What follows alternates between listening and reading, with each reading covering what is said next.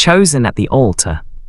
I built Whitfield and Son Construction with these two hands, poured the foundation of every house I ever loved, and on the one day I thought nothing could touch me, my son took the microphone out of my grip in front of 300 people and told me to sit down.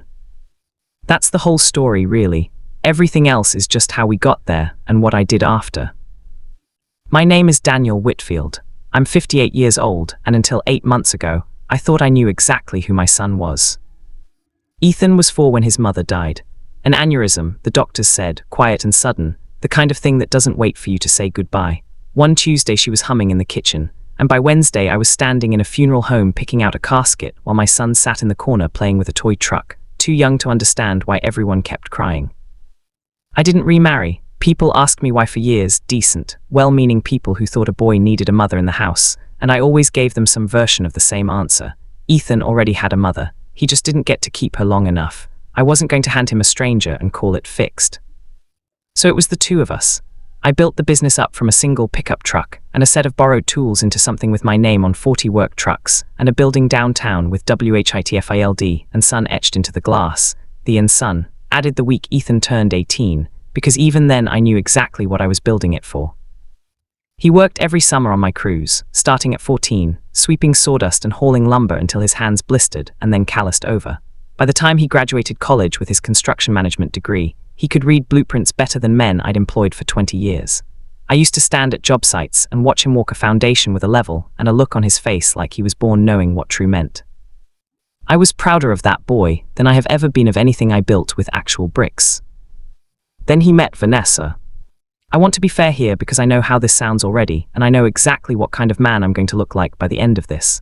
So let me say plainly, Vanessa Pierce is beautiful, sharp, ambitious, and she loved my son. I never doubted that part. What I doubted, what I still doubt, is whether she ever once considered that loving him meant making room for the rest of his life. For me, for the 26 years before she existed in it. It started small. She didn't like that Ethan and I had Sunday dinners, just the two of us, a standing tradition since he was a kid, so those became family dinners, which somehow always meant her parents were there too, and somehow I was always the one who ended up quiet at the end of the table while her father talked about his boat. She didn't like the framed photo of Ethan's mother that sat on the mantel at my house, said it was a lot to have hanging around when they visited, so eventually it got smaller and further into a hallway, and then I stopped noticing where it went because I stopped visiting on the days she'd be there. I told myself it was normal. Every mother-in-law, every father-in-law in my case, has to learn to let go a little. I told myself that 100 times, right up until the wedding. The wedding was in October, at a vineyard 40 minutes outside the city, string lights strung between the oak trees, 300 guests in white folding chairs. Ethan asked me to do the father's toast right after the vows before dinner, his idea, not tradition, but he wanted it that way. I want you to be part of the ceremony, Dad, he told me, not just the reception, right at the start when everyone's still looking at us. I spent 6 weeks on that speech. Wrote it, tore it up, wrote it again. I wanted to talk about his mother, how she used to say when Ethan was small and stubborn about something, that he had her spine in my hands, and that someday some lucky person was going to get the whole package. I wanted to read a line from a letter she'd written him before she died, one he'd never seen, that I'd kept in a drawer for 22 years waiting for the right moment. I thought this was the right moment. I thought it was the gift only I could give him, his mother, present at his wedding, in her own words, one last time.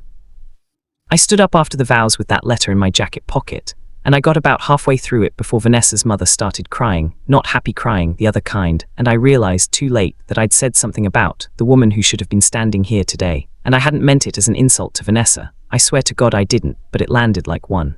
Like I was telling 300 people that the wrong woman was marrying my son. I saw Vanessa's face change. I saw her hand find Ethan's arm.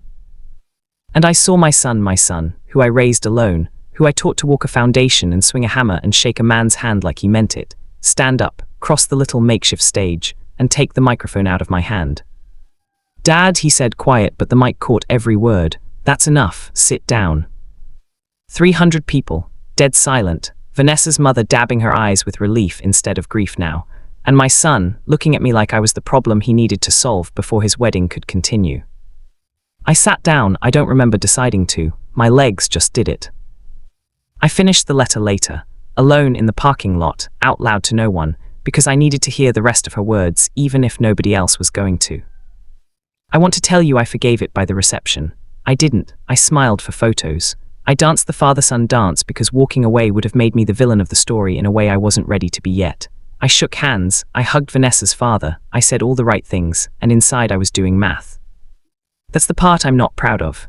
Somewhere between the cake and the last song, I stopped being a father who'd been humiliated and became a businessman looking at an asset column. Here's what I owned going into that wedding. I owned 100% of Whitfield and Son Construction, though Ethan had been running day-to-day operations for 2 years with the understanding, the promise really made over 1,000 Sunday dinners, that he'd inherit 50% outright on his 30th birthday, 6 months away, and the rest when I retired or died, whichever came first. I owned the house on Maple Street, a 4-bedroom colonial I'd bought and half-renovated with my own crews, and which I had already told Ethan and Vanessa was theirs, their wedding gift, mortgage paid off, keys waiting for them the Monday after the honeymoon.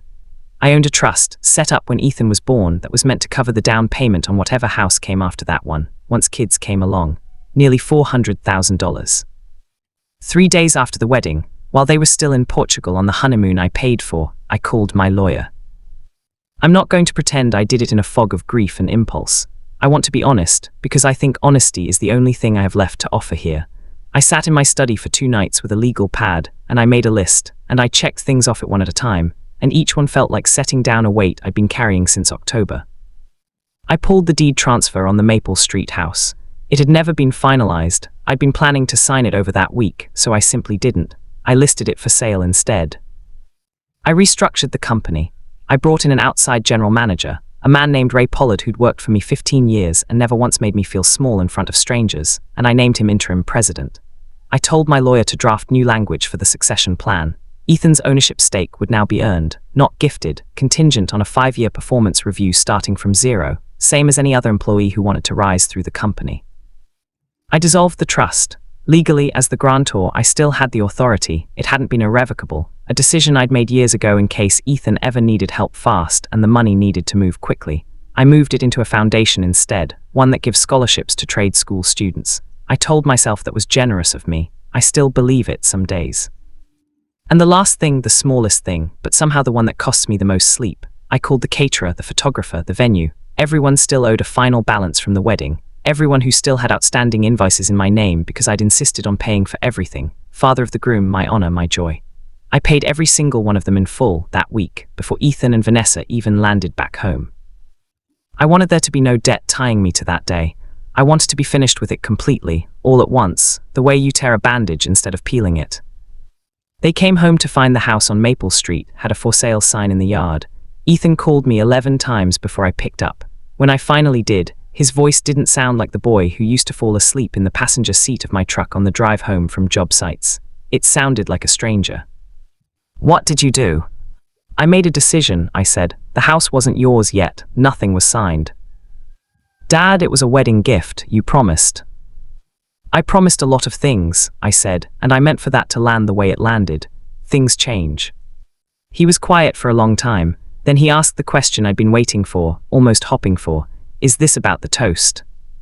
This is about the fact that you took a microphone out of my hand in front of 300 people, I said, and told me to sit down, like I was a child who'd embarrassed you. Like 26 years didn't buy me the right to finish a sentence about your mother. You made Vanessa's family think you were saying she wasn't good enough. Her mother was crying, Dad. I wasn't talking about Vanessa. I was talking about your mother. There's a difference, and if you'd let me finish, everyone would have understood that. I had to protect my wife.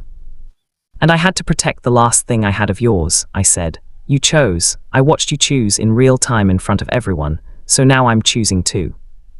He hung up on me. I sat with the phone in my hand for a long time after that, in the quiet of a house that had been too quiet since Ethan moved out 4 years ago, and I did not feel the satisfaction I thought I'd feel.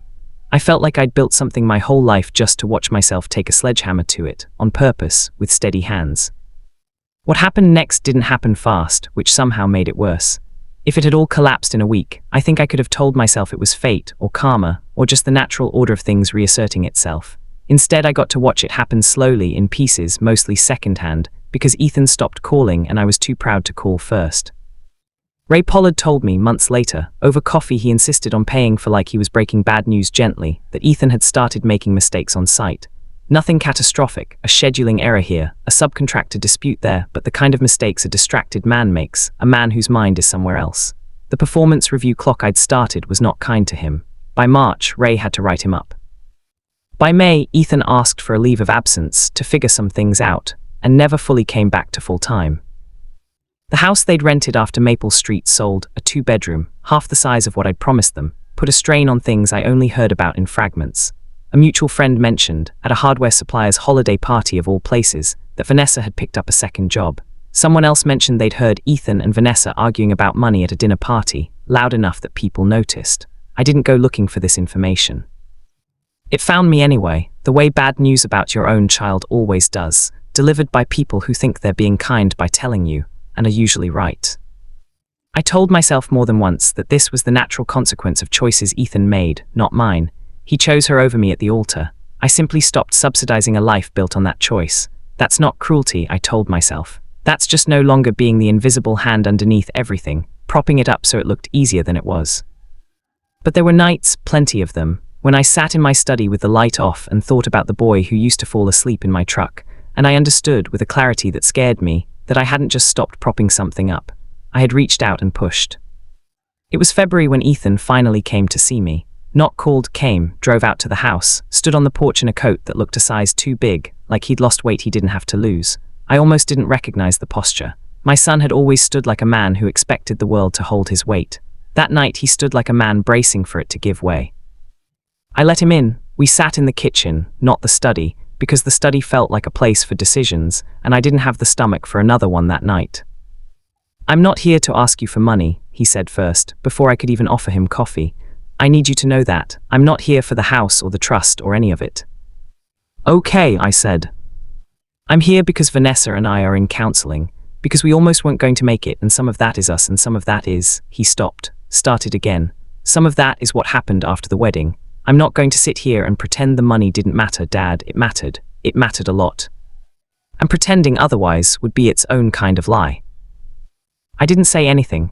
I'd learned, finally, after 58 years, that silence sometimes does more work than a sentence. "But that's not actually what I came to talk about," he said. "I came because I've had 5 months to think about that day, and I keep landing on the same thing over and over, and I need to say it to your face instead of just thinking it at 2 in the morning. "Say it." "I shouldn't have taken the microphone like that," he said. "I should have let you finish. Even if it was hard to hear, even if her family was upset, you were talking about Mom, Dad, you were giving me something. And I took it away from you in front of everyone because I was scared of a room full of people being uncomfortable for 90 seconds, and I have thought about that every single day since, because I know exactly what it looked like from where you were standing. It looked like I chose a room full of strangers' comfort over you." My throat did something I hadn't planned for.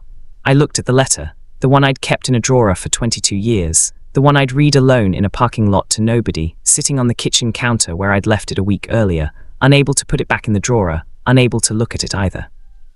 "I read the rest of it," I said, nodding toward it, "in the parking lot, after. I know, Vanessa's cousin told me you were out there. I didn't come find you. I regret that more than almost anything. I'm not going to pretend the house and the company and the rest of it were only about the microphone," I said, because I owed him that same honesty. Some of it was old. Some of it had been building for a long time before that day, the dinners, the photo, feeling like I was slowly being edited out of my own son's life to make room for someone who never once asked what that cost me. The toast was just the moment it all came due at once. "I know that too," he said, "and I need you to know I've talked to Vanessa about all of it. Really talked, not just defended her because she's my wife. She knows some of what happened was on her. She's not proud of it either." We sat there a long time after that, 2 men who'd spent a life building things together, looking at the wreckage of the one thing neither of us had meant to build. "I won't tell you it's fixed. I'm 58, not foolish, and I know better than to hand you a bow on the end of a story that's still being lived. The house on Maple Street sold to strangers in December. I can't get it back for him even if I wanted to, and some days I do, and some days I still don't. The company's succession plan stays as I rewrote it.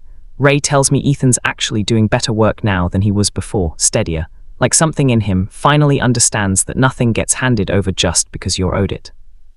The trust is a scholarship fund now, and last spring I stood at a graduation and watched some kid I'd never met walk across a stage with a trade school diploma paid for, with the money that used to be my grandchildren's down payment, and I felt something I can only describe as complicated pride. Ethan and Vanessa are still married. Still in counseling, still renting the two-bedroom, still figuring out, I think, what it looks like to build a life where his father isn't quietly underneath every foundation. We have Sunday dinners again, just the two of us most weeks. Vanessa comes sometimes, and when she does, we're careful with each other in a way that isn't quite warmth yet, but isn't cold anymore either. It's something. I've learned this past year that something is usually more than the wreckage first suggests. I think about that microphone more than I'd like to admit, about the half second where I could have just sat down and let it go, let the moment be small instead of letting it become the hinge my whole life swung on. I think about the letter, and how I meant it as a gift and it became a grenade, and how the line between those two things is thinner than any man wants to believe on the happiest day of his life. I don't know if I'd make the same decisions again. I know I built something for 26 years, and in one bad season I tore down half of it with my own hands on purpose and called it justice.